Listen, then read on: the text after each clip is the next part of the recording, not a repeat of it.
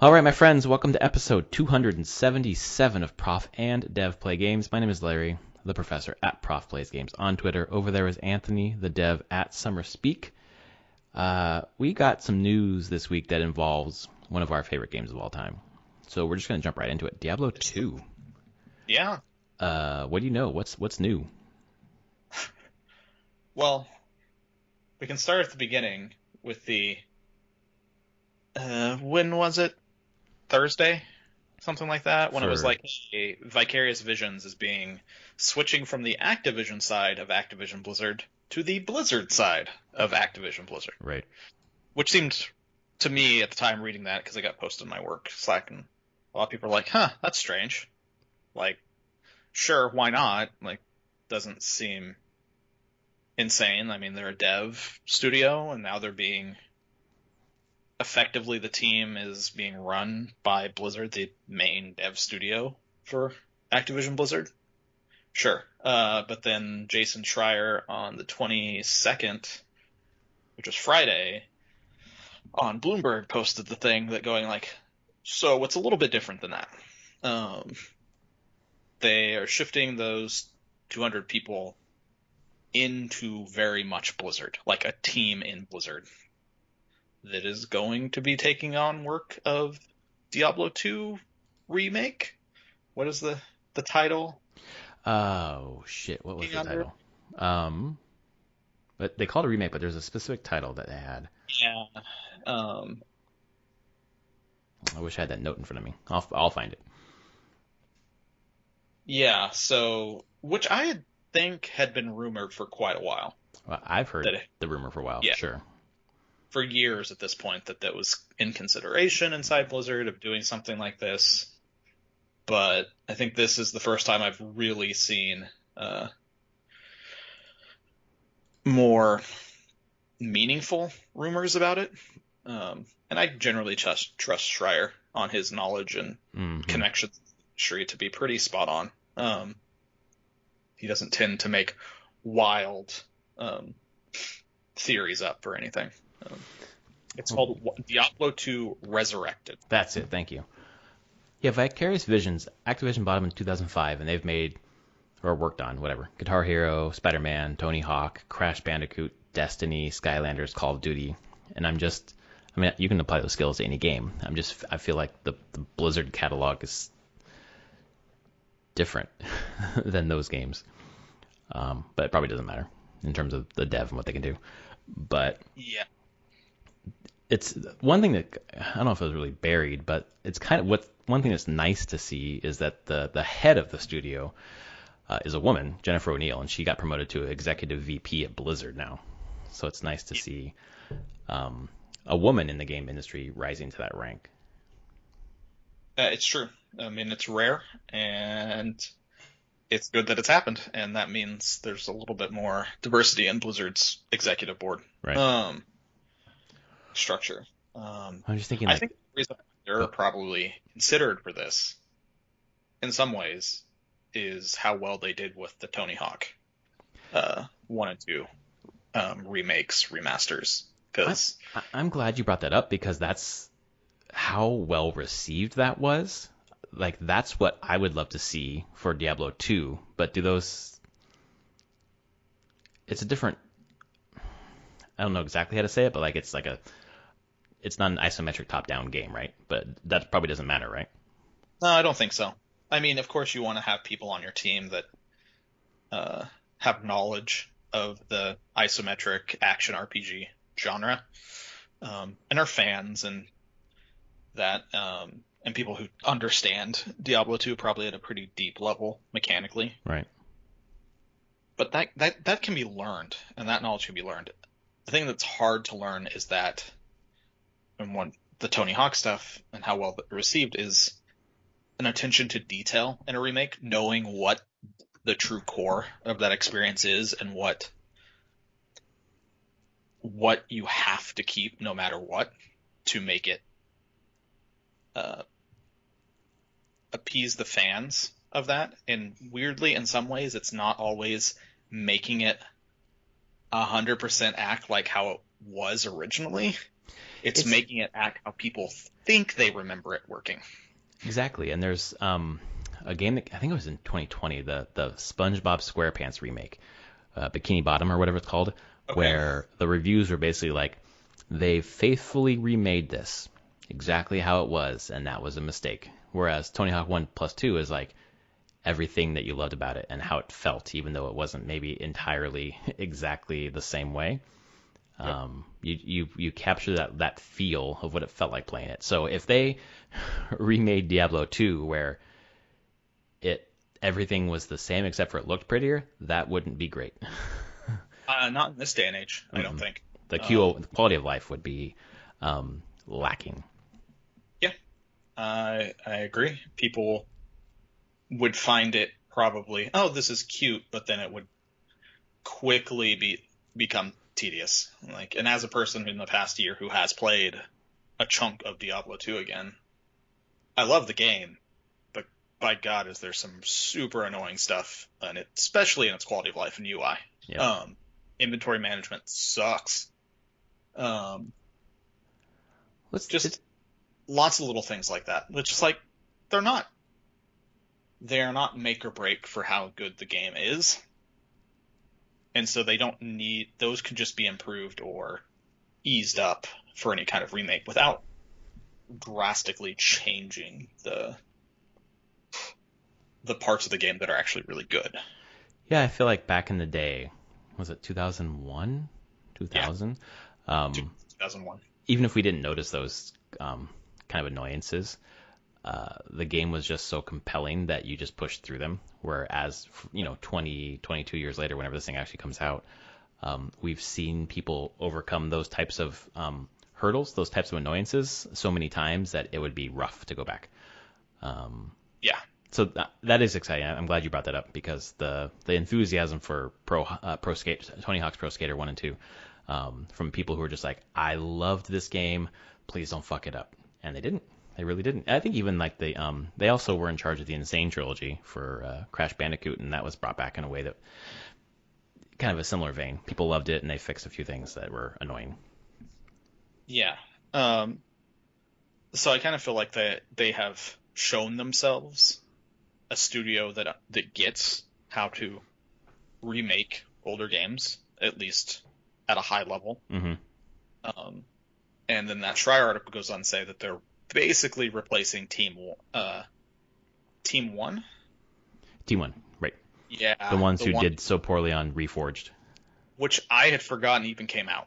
Well, yeah, exactly. And I'm Case in happy point. I'm so happy I did, because I read about it and I was like, oh, I'm glad I'd never even thought about buying this, because just reading on how terrible that was, and it's shocking to me that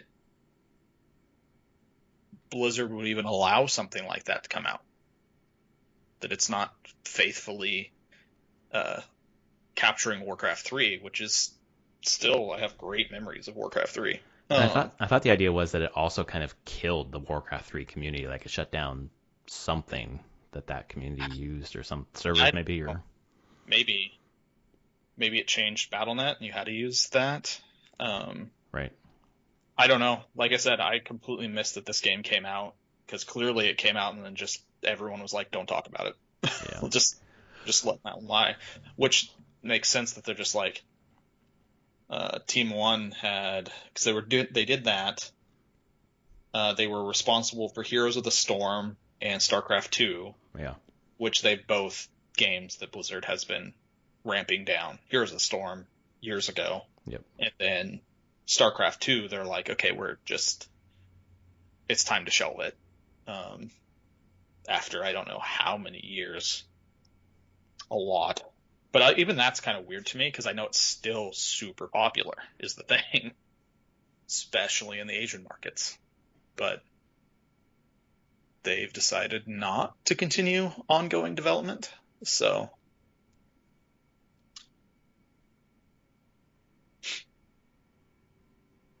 Sorry, I just realized something that I'll talk to you off air about. I just put several pieces together that I can't talk about. You're like, oh. No, seriously, like from what you just said and what I was just reading through these tweets, like oh, something else that I read makes a lot of sense now. But it's something that I was given from someone who works at Blizzard, so that's as much as I'll say. But it's got to be like whiplash or jarring, like, you know, I don't know if there's like comparisons to Cyberpunk 2077, but Schreier talks about how Reforged was just kind of like killed because of, unrealistic deadlines and financial pressures, he says. Whereas if you gave that time to breathe, could it have been something? And if they learned a lesson from that, if that's true, are they giving Diablo 2 time to breathe? Because I think every fan has their thing that's like, you cannot fuck this up, just like people felt for Tony Hawk. But like, really, this is like, for me, the golden game. Like, this cannot be messed up. It's true. Yeah, I don't know. There's part of me that hopes that Blizzard has learned their lesson, or Activision Blizzard has learned their lesson now, is that they've taken more management and direct control over Blizzard. Maybe they've, with some of these failings that they've had, maybe realized that, hey, we can't push them to make games faster. Right.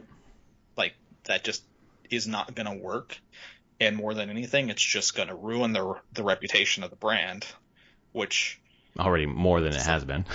Yeah, from Activision Blizzard is probably the worst thing to happen. Not from Blizzard. Blizzard, of course, would hate it, but Activision Blizzard, as a parent company, with investors, they do not want to trash their IP. Right. Like, they need that to stay valuable. And maybe the right way to do it is to say, hey, just give Blizzard the time they need to make the games that they want to make. Which is how it used to go. Yep. And every time Blizzard released a game, it was really fucking good. Yeah. And yeah, sometimes it takes them a long time to make a game. Right. Iterate, as you know better than anyone, iterating, polishing, those last, 10% of the game takes the longest. Yep, and a lot of times with them, they kill projects halfway through. Yeah. Like, if a game, if they get even a year or 2 years in development, they're like, this is not shaping up, and we cannot see a way that this ends up being at the quality bar we want. They'll just kill it right then and there. They'll kill it or reboot it, and they're fine with that. Or they used to be fine with it. I don't think Activision Blizzard is fine with it. No, of course not. That's a lot of money. We need to hit Diablo certain... 3 had... I think there were two versions of Diablo 3 that never shipped. That had multiple years of development. Mm-hmm. Well, I think you could even say that the one that launched kind of got slowly killed and then relaunched. Relaunched, exactly. Yeah. They iterated on that. And, I mean, again, that was financial pressures to say, hey, you need to do an auction house. Right. Like how you, and I think that came from just how successful WoW had been. And they're like, look at how much money we're making off WoW, and now you're saying we're going to sell Diablo 3. People are going to buy it one time. And there's no way, we're not monetizing in any other way. Right. Where's the quarterly monetization? Where's the microtransactions? Like, did you play 2? We just sold 2 expansion packs. That's what we did. Exactly. But that was, at the time when Diablo 3 was launching originally, that was not good enough for investors. They had seen the world that exists with continued revenue streams. And why would you put a game out that doesn't have a continuous revenue stream? No matter what it is. Like, because that's what the audience wants. I don't care. I don't care what that's what the investors want. What it's going to do to our IP moving forward? I don't care. I want what I want now. Like, oh boy. Yep. So it is exciting that the piece that I pull out of this news is that Blizzard says, all right, we have this really important thing. We had a pretty shitty reaction to our, big Diablo Immortal reveal, which was salvaged by the next year with the Diablo 4, obviously. But we don't want to mess this up like we did with Reforged. Look around the company. Who do we have that's really good at remakes? Those people. We want them. Bring them over here. I think it's maybe disruptive for the team. Who knows? But it must be nice to be wanted. Yeah. Side note, I've seen people playing Diablo Immortal Alpha, Technical Alpha, and Beta. It looks like a fine game. It looks like the on a It's phone. going to be the surprise of like 2021, right? I mean, it's pretty big streamers who have been streaming it, Huh. and the dude pretty opinionated on Diablo, and I do not agree with his opinions, but he was playing it for weeks and seemed to enjoy it. So Does that mean that you won't enjoy it if you don't agree with his opinions? I don't agree with his opinions on how development should work Oh, okay. and how he feels. Not he has a fine taste in quality, I think. And the stuff that he's enjoying with it is like, I'm like, there you go. It's not just a quick to mobile cash grab thing. It's an actual high quality action RPG for the phone. So, Well, I'm one of those people that it says Diablo, I'm going to play it. I'm like, sure, I have a phone to play it on, and I will. And if they can make a quality action RPG that I can play on the phone, awesome. No problems there. Right. And who knows? Maybe it can come to the Switch too at that point. Roughly the same hardware. Why not if you're just tapping? But I guess they would have to put in button prompts. Yeah. Well, at Maybe. that point, it's another. But At have that to point, it's consider- another. Sorry, we're stepping over each other. Go ahead. they have to consider that when they're just developing it. If they Yeah. want to multi-platform it and just design their UI in a way that can replace input pictures with different things. Right. But who knows?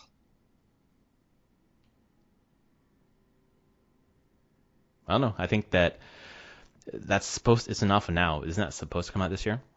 I think so. I Yeah. mean, they're doing the technical. It's a technical alpha, so it's not even the beta. So maybe the end of this year. Mm-hmm. Okay. Most likely, could be a little later. But Yeah. Well, with COVID times, who the fuck knows? Yeah, it could be 2022. Yeah, I mean, to be honest, actually, if we're all stuck at home, like, mobile games, I don't know if I need those. exactly, So, might be best to wait until people are commuting again. exactly. Back on the train or whatever. Yeah. So, getting closer, though. I mean, obviously, people we both know are getting vaccines, and now it's dropped down in California to 75 and older, so my in-laws are getting vaccines sooner than later. Awesome. So. Yeah, it's dropped. It's even less here. It's 65 and older here in Washington. They've, I mean, each state's a little different, but yeah, they just announced that this past week, 65 and older now seems to be going well. Like we're hitting the vaccination numbers that we want. Although still the problem is an unknown in how many dose quantities you're actually going to be supplied with. Right, which if you're planning for second doses, Yeah. you have to be careful how many first doses you give. Which I think is being, from what the governor said in the statements, getting better over the past week. They're starting to have better communication with the federal government on this. So, I can cross my fingers it only improves as the month goes on. And then sometime in the summer, I can get a vaccine. Right. Yeah, ours, I can't talk tonight. The doctor contacted us through our apps basically, and they're moving to the next tier within the next 2 weeks, and we're in the next tier. That's all. So if there are doses, it seems like we'll have our first vaccine in 1 month. Being optimistic. That's cool. That would be cool. So, but we have several friends who've already got them. So that's great. Yeah, so have I. My mom's got it as well now, and a couple of my friends, and I don't remember exactly when teachers are supposed to get it here. Next month, I think they can start. Mm-hmm. I'd have to check again. Again, I've done my part of being like, I'm in the tech industry. I can work from home. No morbidities. I can say that word. I'm like, yep, I am well into June or July before they'll even be like, yeah, you can have it. That's a ways away. Yeah, because there is zero necessity for me to have it right now. There are far more at-risk people than me and my family. So, Right. because we can stay home, like we can do all the stuff to like protect ourselves. Well, that's sort of how my wife and I feel too, because there is zero chance we are working face to face until August. So like other people can get the doses first, but in that situation, extrapolate out different families or whatever. But those people still go out into public, Yep. So, even though you have a job where you can work from home, you're still going out in public. So ideally you would have a vaccine too, but I understand the priority lists. Yeah, there's definitely, to me, there's just more important people that should be getting it still. Like where you are. All teachers. Let's do that first. Let's get teachers taken care of next. Mm-hmm. Be good. You're like, I have kids at home who could go to school. Let's get those teachers taken care of. Yeah. Where the teachers will actually feel like they can, confident that they could go back. Because yeah, there's a lot of friction in my school district and the Seattle school district between, of course, parents wanting their kids to go back to school and teachers like, nope, we're not doing in person. So right. Yeah. I mean, even if the things that we're talking about is basically, all right, we get vaccinated. Do all of our students get vaccinated? Do all of our staff, the staff and teachers, sure. But then like, does everyone in that classroom need to be vaccinated before we decide to go back face to face? Like what's the, we don't know what the line is yet, Yeah. I don't know. But at least it seems like there is more of a light at the end of the tunnel. So it does, and it's not just a few months.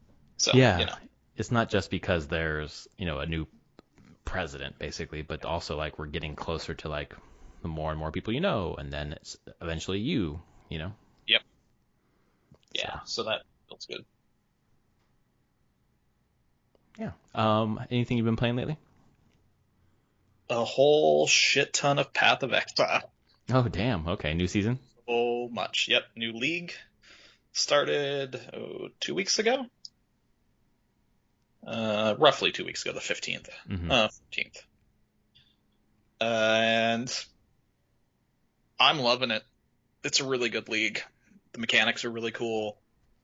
They use different terminology. There's the league mechanic, which is kind of like a smaller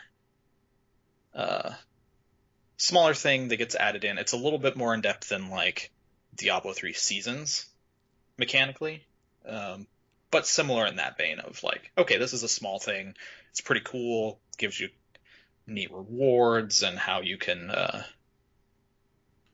tune your RNG a little bit to get the kind of the stuff that you're looking for. Mm-hmm.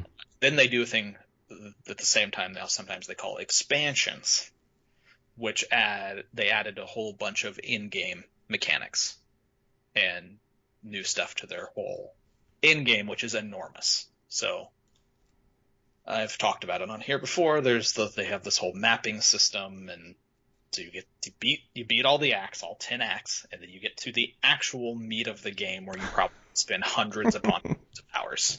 And that's crazy. I love it. Diablo 3 did a light version of that with their rifts and everything. Yeah. Path of Exile just goes.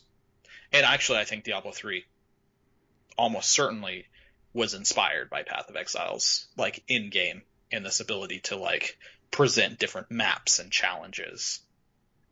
But Path of Exile actually wraps a story into it and like chasing down bosses and mechanics with fighting those bosses and randomizing the maps you're going into with different modifiers so you get different kind of events happening inside the maps.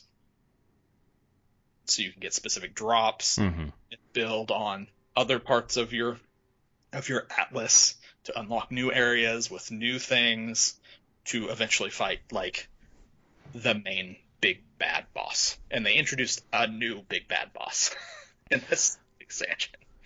So what I'm understanding is that this is a better story than your companion is actually Diablo. Kind of. I mean, oh, damn. The thing is I think I don't think the story here is presented that well, and it never tries to present its story that well. Mm-hmm. the world has a lot of lore, though. It, again, reminds me a lot of Diablo 2 in that way. Mm-hmm. Diablo 2, like, doing your story is pretty straightforward. Like, you're chasing Diablo. Yeah, totally. Right. But it was compelling, more compelling than 3 for some reason for me. It's just, but it's not complex. And I would say Path of Right. Exile's story is not really that complex either. You're progressing through the world, killing these different bosses and leaders, and eventually start killing gods.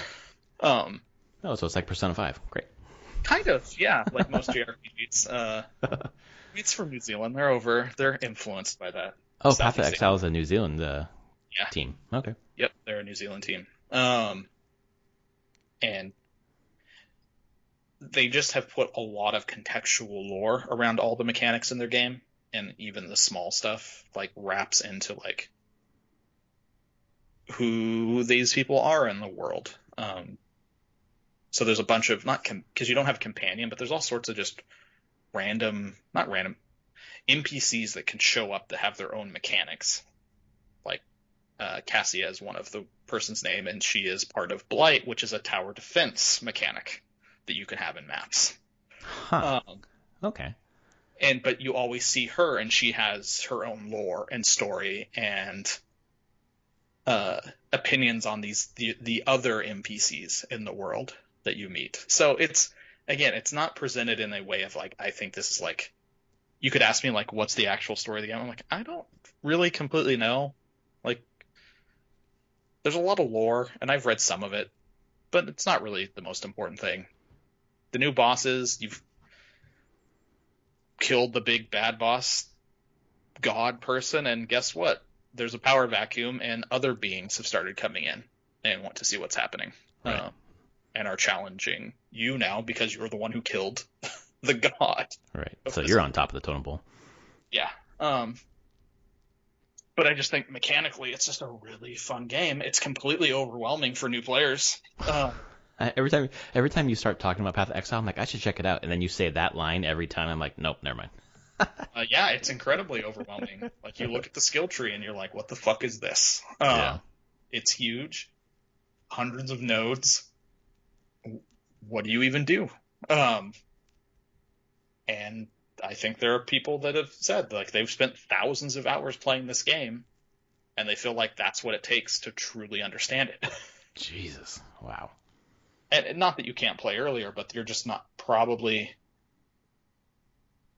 not going to be as successful at it because there's just so many interlinking mechanics and things that you can do, and you'll just hit walls and you're like, why am I constantly dying here? And there's like probably a dozen different things that you need to consider on how, like, what your next steps for gearing should be, what your next steps for skills should be, so that you can get over that wall and continue on.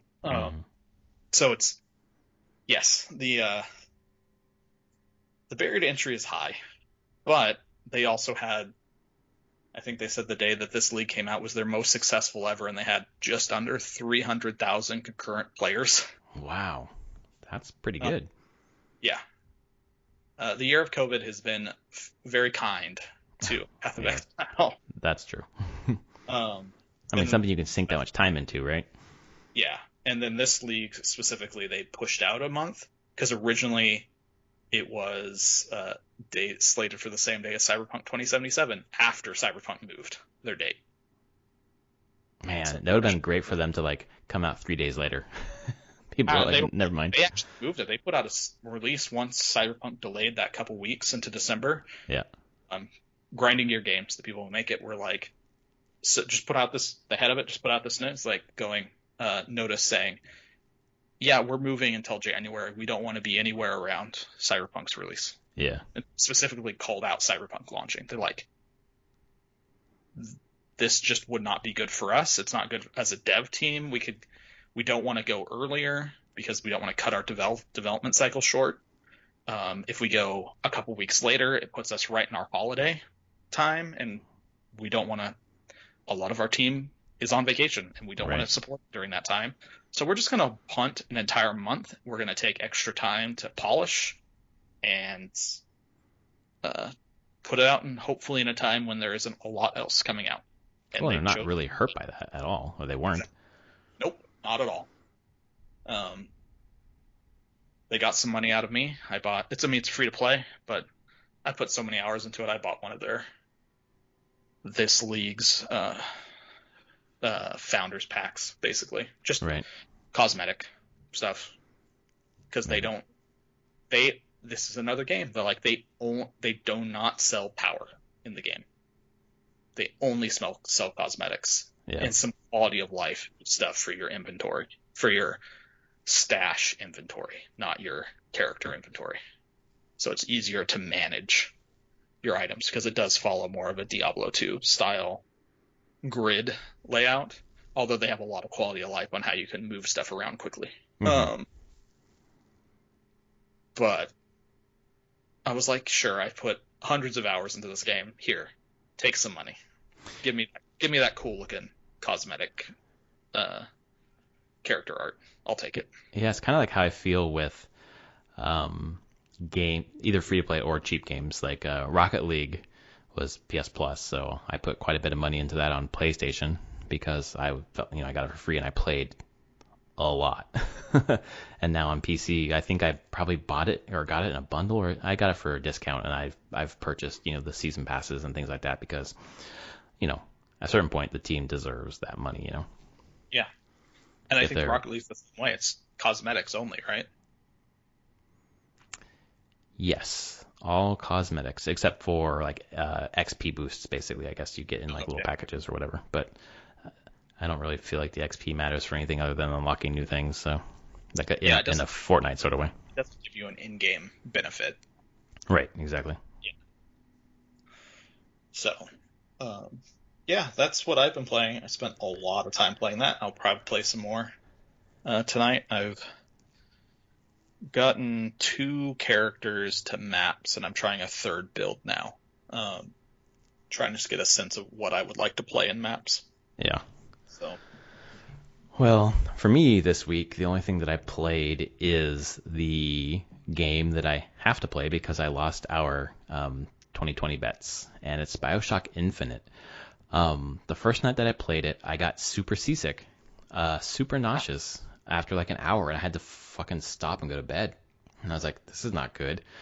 And I don't know, I changed a couple of things. I don't know what it was. You had recommended changing the FOV slider to get a broader range.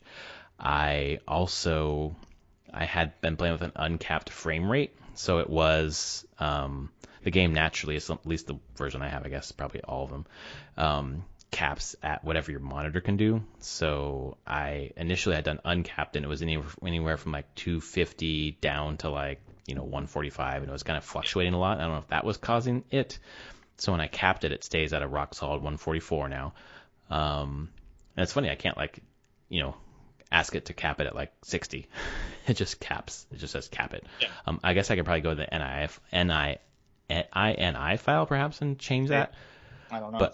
But when I was in there, because you had talked about change the FOV, and I was like, oh, maybe there's an option to do that in game, or maybe it's in the INI file. So I Googled it, and the Steam forums were like, oh, you got to go in here and change it in the INI file. So I went and found that. Turns out you can just do it in game. But while I was in the INI file, there were different parameters, and you set them between 0 and 1. And one of them was motion sickness, and it was at 0, or I can't remember exactly what it said, but like decreased motion sickness or something like that. So it was at 0, and I set it to 1, and I made all those changes, so I don't know which one it was. Oh shit, smashing my setup here. But whatever it was, I haven't got seasick at all since then. That might have been head bob. Yeah, maybe. But again, it could be a combination of all of them in different ways helping out. But that's good. I'm glad that part's done. Yeah, me too, because I fucking love this game, man. I've never played a BioShock before. I think I'm pretty sure the story is not connected to BioShock 1 or 2. Nope. Okay, cool. And it's, I don't know if it's Skyrim or there's the new Obsidian game coming out, Severed or something. I can't remember what it's called. But basically your left hand is magic and your right hand is a melee weapon or whatever. And I was like, oh, that's what's kind of happening here. Like my right hand is guns and my left hand is basically magic. Like I'm shooting crows at people Yep. or fire or I'm taking people over or shooting electricity. It's got some weird quote unquote magic, which is really cool. These vigors basically. Yeah. So it's things that I've never seen in a game. So it makes that interesting. But then the story is just basically, I think, pretty compelling where there's this, I don't know, prophet, right? Or whatever, the Messiah, the leader of this fucking religious cult. Comstock. Exactly.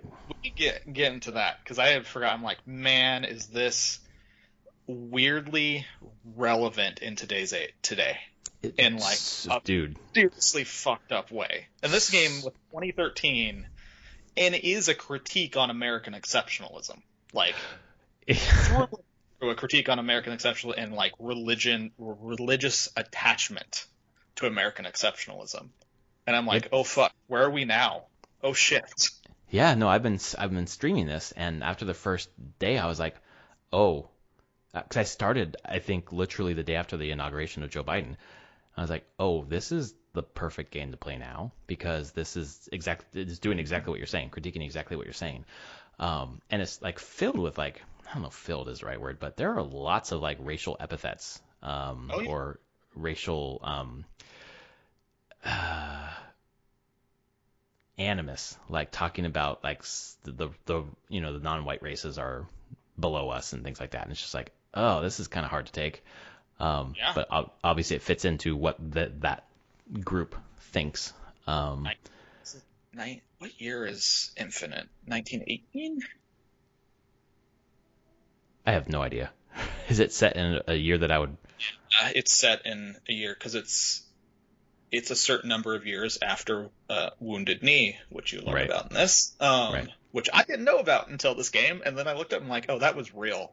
Oh shit. Oh yeah. Like, oh boy.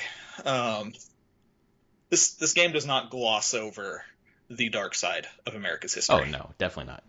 And it's meant to. It's meant to for the player to just straight up confront that crap and be like, yeah, this is what it was like. Enjoy. Yeah, I guess I thought that was set dressing because I didn't think it was actually set in a specific year just because of the floating 1912. The floating city parts, the way you travel across the rails and stuff doesn't come from 1912. So, but then I just recently got to the part where Elizabeth. Oh, anyway, okay. So, you're basically trying to get this woman because it'll help you pay off your debt. And then you find out she's Comstock's daughter, or at least right now that he thinks she is or whatever. And then she finds out you're trying to take her in to erase your debt, and she like clobbers you, and you wake up with the Vox Populi, and they're like, you need to do this thing for us, go to the gunsmith. But as you learn about Elizabeth, she can open up rifts, so she can like bring things into the world like health kits or whatever, like kind of like mechanics for the game.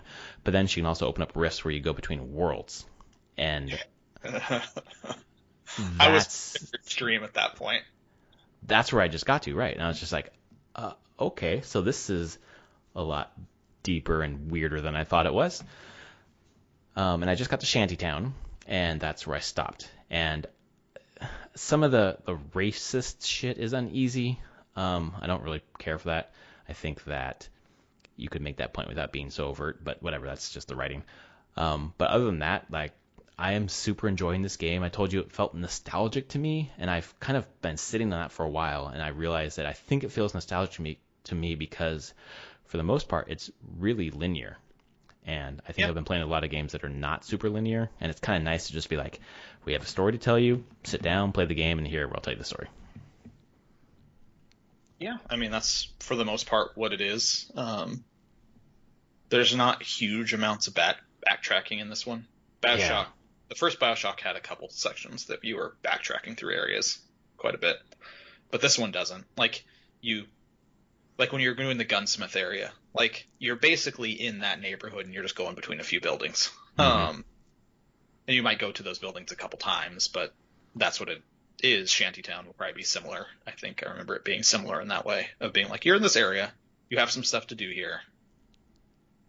You'll go back and forth a couple times to different places, but not a huge amount of backtracking. So yeah, it follows that a lot more. Like in a lot of ways, Infinite was a response to some of the criticisms of the original BioShock in certain aspects. That backtracking aspect of the original BioShock, and when you get to it, the ending is very different than BioShock's ending. So is it backtracking in the way that like the clock tower in Castlevania 3 is backtracking, where like you, for one part, you go all the way through the end, and then you have to come back out, Yeah, and you're much. basically like saving dev time, I guess, by just using the same assets and same environments or whatever. Padding some time a little bit. Mm-hmm. Yeah. And I agree with you. I would say the writing and the racial epitaphs and names and just what it's doing is very much very uncomfortable, and it's very intended to be uncomfortable. Yeah, exactly. It's the same stuff. Like this is a critique of American exceptionalism and religion. Yeah, very much so. The original BioShock was a critique of objectivism and Ayn Rand. I like that theme, then. I mean, this is what Ken Levine, the writer, I think, does. Like he's used these games as a way to critique these philosophies, basically, and go like, and the original BioShock very much being like, that city and the underwater city and everything was supposed to be like a Randian paradise. And guess what? It's not. Right. And it's very much a critique of like, this can never work as long as one person is corrupt. And I feel like everyone in U.S. politics who follows Randian philosophy is corrupt. Yeah. And that's basically what it's showing, is like, if selfishness gets involved ever in this, it's super easy to just create the downfall. And I'm sure that it's a game, it's very much focused on that critique and stuff, but it was cool to see. I remember really appreciating the original game and BioShock Infinite, and that's just their willingness to tackle this subject matter. Right. Be like, hey, yeah. And Ken Levine, especially in Infinite, being like, yeah, let's talk about early 1900s America and all the shit that was done in the 1800s and early 1900s. And like Booker DeWitt, what have you learned from him so far when you've been playing? He was a Pinkerton. Pinkerton. He was at the Battle of Wounded Knee. Yeah, did some terrible things at the Battle of Wounded Knee. Right. And then he's a Pinkerton agent. I think I was watching. He has just the brief dialogue of being like, "Yeah, I put down labor union music." Like, just like you're playing a character who's done some terrible, terrible things. Terrible things. And he's still doing terrible things. Like he's taking this woman just to pay off a debt, at least initially. I don't know if that changes, but yeah, I mean, I'm not going to spoil any of the story. But you can already tell it's a more complicated game than that. Yes, yes, exactly. And Booker is a more complicated character than that. But man, I am so happy to have lost that bet. Not so happy that COVID made me lose the bet, because otherwise I think I probably would have won it. And that's my story. I'm sticking to it. But it's fucking great, dude. And it's just like it's slowly dawning on me that between Hades and this, like I've basically been playing PC games since mid-November, like almost exclusively. Well, that's a weird feeling, because usually I'm mainly a console player, but I'm like really gravitating toward the PC right now. So. Yeah. I'm trying to think how many hours you're into it right now. 5? I am, according to Steam. Let me open it up, but I'm pretty sure it's like 6. So yeah, 5, 6. Let's see here. It'll tell me for sure. So I've had 3 sessions now, I think, maybe 2. No, probably 3. I think my first playthrough it took me like 13 hours to beat. So yeah, How Long to Beat says it's 11 to 11.5 or something like that. So that sounds about right. And I'm trying to like explore as much as possible. I'm getting a few side quest things. Like one was like, you have a key, go try to find out where this key opens up, which I didn't do. And then I got a I found like a Vox Populi graffiti on the wall. I needed to get the cipher book, which I did get and went back and did that. And you're right, it just kind of gives flavor to the world. I played 6.4 hours. Yeah, so yeah, that makes about right. I would say that you're halfway, just a little bit over halfway through the story. Right. Because I think that where you saw that first jumping between worlds thing Mm-hmm. was kind of like the midway point. Okay. Roughly about. God, I love that scene so much. I love any scene that has blue test twins in it. They're fucking awesome. Yeah. Oh man. Yeah, I don't know. I find myself drawn to it in a way that I'm fucking surprised. I'm like, okay, obviously there's holes in my gaming knowledge of previous generation games or whatever when I missed. So I'm thankful that PC gaming really is an easy way to do back compat, and play at a bunch of different options. Like, okay, this is making me sick. What can I fuck with to make it so I'm not sick? So you can dig into the files if you know how to do that, or you can just change the options in the game and obviously all the things that PC gamers already know, but I'm really starting to appreciate in the last month or so. Yeah, watching you stream has also made me realize how much I'd forgotten about some of the mechanics of the game. Mm-hmm. I forgot that you actually had like equipment. Oh like yeah, like the pants and the hat. And then I'm like, oh yeah, there was all the equipment slots that you could actually have builds in the game. I'm like, oh yeah, it actually did have more. Didn't shy away from its RPG roots. Well, I like those. I like the equipment because there's one piece of clothing, I can't remember which one it is. It's basically like 3 times distance from melee, and then one that you can also wear at the same time that turns your melee 70% chance to light your opponent on fire, which is just great. And then one is like, if you're low on health, every time you kill an enemy, you'll gain health, which has been kind of helpful. It's not too difficult of a game. No. So far. I'm on normal, whatever. So yeah, it's I don't know what's the. I always thought that the reception to BioShock Infinite was like the least liked of the series. Is that not right? Oh, is it like the most liked of the series? No. Okay. I think it was divisive. Okay, that's kind of what stands out to me, yeah. In a weird way of divisive, because it still had really high ratings, and if you see people talk about it on like forums and stuff, there's a lot of people that are like, this is one of my favorite games of all time. Mm-hmm. But as you're playing through it, it was very much marketed as a very mainstream game. I don't think it's a mainstream game. I don't think so either. No. Like, I mean, I guess your right hand has a gun if you just focus on that. Compromise his vision of this game. Was Ken Levine involved in this? Yeah, it's his game. Oh, okay, so he was in this game as well. Okay. He's the writer, he was the head of the studio, the game director and writer for the whole thing. Okay. And designer, I guess, did some design. But yes, this. I'm trying to look what the ratings were. I think Bioshock 2 was not done by Irrational. Bioshock 2 had no connection to Irrational Games, Ken Levine, or anything. It was made by 2K with a completely different team. Mm-hmm. Its story feels that way because it is a direct sequel to the original Bioshock, and it's basically, hey, while the main Bioshock game was going on, here's another story that was going on in the same place, but that main story and this story never connect. Huh. So mechanically, Bioshock 2 is pretty cool though, and it has some good moments. It just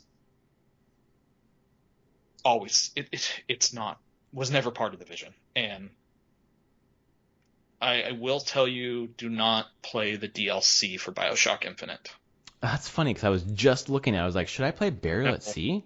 Not unless you've played the first Bioshock. Okay. I have the first Bioshock. Altogether. It makes like very cohesive, so you understand like, oh.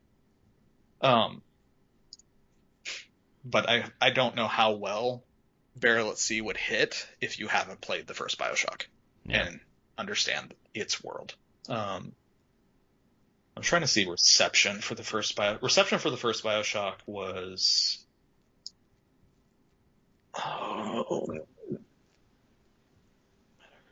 BioShock. The first BioShock had a Metacritic of 96, and BioShock Infinite had a Metacritic of 94. So they are both well-liked games. Yeah. I just loaded up the American exceptionalism piece of Infinite rubs some people the wrong way. Well, yeah, I can imagine that. Yeah, I mean, holy shit. Gamergate eventually happened, so. It's 2013, so we're a little bit before that. A little bit before it, yeah. I was looking at the reviews here, and there's a review by you. Put it on November 25th, 2017. Affected me in a way that no other games have. A must-play for anyone looking for a unique story tied to a unique setting, which is totally true. I shall give you an award. Review? That is a Steam review. Yeah. All right. There must have been some point that Steam was like, hey, you get a card or something. Oh, for doing a fucking... Yeah, because you've only done 2 reviews. Yep, for this game. I'm giving you an award. There you go. I still put it down as one of the most affecting stories on me playing a game. And I personally enjoy the story of Infinite more than I enjoyed the story of the first BioShock. And I think the first BioShock is very clever in its storytelling. It has incredible one specific moment, which I will not spoil, that is like, this moment could never be done in a book or a movie or anything. It has to be done in a game. It's very important that this narrative beat is done here, and it cannot be replicated in anywhere but a game, which is cool. But Infinite, I think, is just a better cohesive story, and has a lot of fat trimmed, so it's just move. That's what I like so fucking much about it, is it's like, it doesn't seem like it wastes a lot of time on bullshit. It's just like, this happened, then this, and it's just like, it's going. I need more games like this. This is great. Oh yeah. And voice acting wise, and Booker DeWitt's Troy Baker. So, that's why I was on stream. I was like, this sounds like Troy Baker, guys. Yeah, Troy Baker. Elizabeth is Courtney Draper, which I don't remember what she's done since then. The Lutess's Rosalind is Jennifer Hale. Oh. So you can listen for Femshep in her. Those are the ones that cut in and out with the coin, right? Yeah. The Lutess that are super. Jennifer Hale, okay. I always feel like the Lutess twins are very much Rosencrantz and Guildenstern in a lot of ways. Yeah. They have a lot of similar humorous discussions in this very serious thing that's going on around them. Yeah, that's a really good call. They're doing a lot of insight into the weirdness of the world. Right. Highly recommend. I don't know if you've noticed any of the music though, like the anachronistic music. Oh, absolutely. Yeah. Like there's one, I forgot what song it was, and I forgot where I was, but it was just like the melody in the background. I was like, that's not a song from this time period. Yep. And I assume there's more of that. There's a few more. Okay. I don't know if I watched you when you were starting the game. Basically whenever you just got to Columbia and we're getting out, going through all that stuff and kind of exploring the world, and it's like very much presents itself as this like somewhat utopian thing at the beginning, and you're walking, it gets weirder and weirder as you go. But there's the place where the barbershop quartet shows up on kind of a one thing, and they're singing God Only Knows by God Only Knows. Is that by who's that by? Beach Boys? No idea, but yeah, it was definitely very noticeable that it wasn't from that time period. Yeah, God Only Knows. Because I stood there and I was like, what the fuck is this? It's a Beach Boys song. So there's a few more that you'll come across. There's melodies in the background. There's some that are not melodies, like just complete reinventions of the music. There is actual story reasons why they're there. Well, I imagine because of the riffs and going through different versions of Columbia, basically, that you might also time jump eventually in I some mean, way. you see that with Elizabeth. She can do time jumps. Like whenever you see her first open a tear, whenever you're like observing her as you're going, Hmm. I think she opens one to Paris, like a movie She theater. does. Yep. That's right. And it was the movie was Back to the what the fuck was it? It was a a modern movie. Yeah, it was Back to the Future. Oh, that's who it was. Yeah. It was Back to the Future, and it was Tears for Fears were playing. You could hear them playing in the background Right. music. That's right. There already was time travel. So yeah, Hints her of it, at riffs least. can do time travel as well. Yeah. Right. So Makes a lot of sense then. yeah, you'll learn more as it goes along and all the weirdness. But oh boy, I want to see you whenever you hit the end. So. Oh God. Yeah. I'm looking forward to it for sure.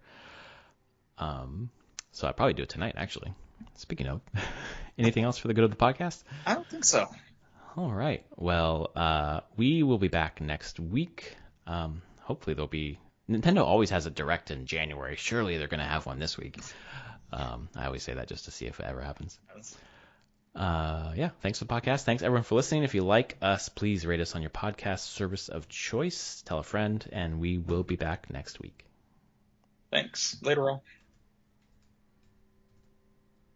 Where the fuck is my Skype recorder? There it is.